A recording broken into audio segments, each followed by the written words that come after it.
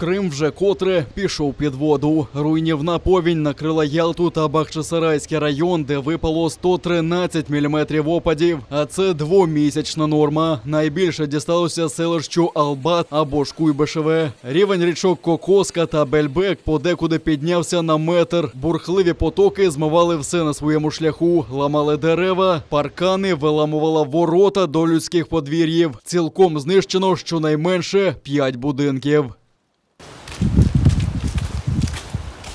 Ребята, а что если его попробовать дернуть? Чтобы его дернуть, нужно за что-то зацепить. Вот за верх зацепим, чтобы он сюда наклонился. На людських подвір'ях горе сміття, гілок та всього, що траплялося на шляху потоків. Водою навіть похнуло металеві паркани, знищено городи та сади, підтоплено оселі, звідусіль зносило мотлох та навіть побутову техніку. Естественно, затопило огород, затопило сад, все, что там находилось. Это с центра приплыли холодильник. С центра села? Да. Кошмар. То есть, представьте, за километр находился этот холодильник, и он сюда приплыл. То есть мы можем представить, что происходило там выше.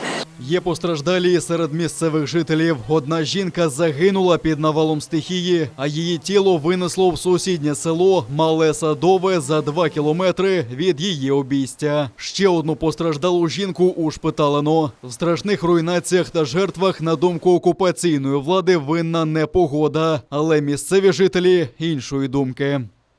По нашим предположениям, на водохранилище открылись шлюзы, чтобы оно не прорвало. Счастливинская. Счастливинская, да. Ну, хотя сейчас пытаются отрицать, говорят, что это не погода, стихия. Ну, к сожалению, что случилось, то случилось. Вот заборы повалило.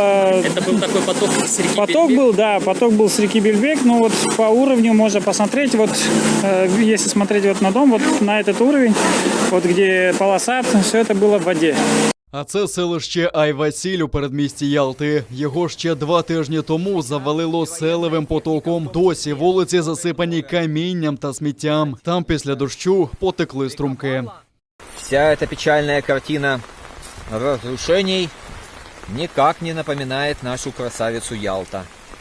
Предстоит еще много и много убирать грунта и наводить.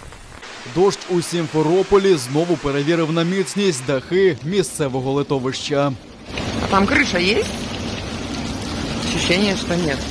А негода відступати не збирається, повідомляють в окупаційному МНС. Селеві потоки, сильні зливи та випадіння до 50 міліметрів опадів очікуються на півдні, сході та у центральних районах півострова.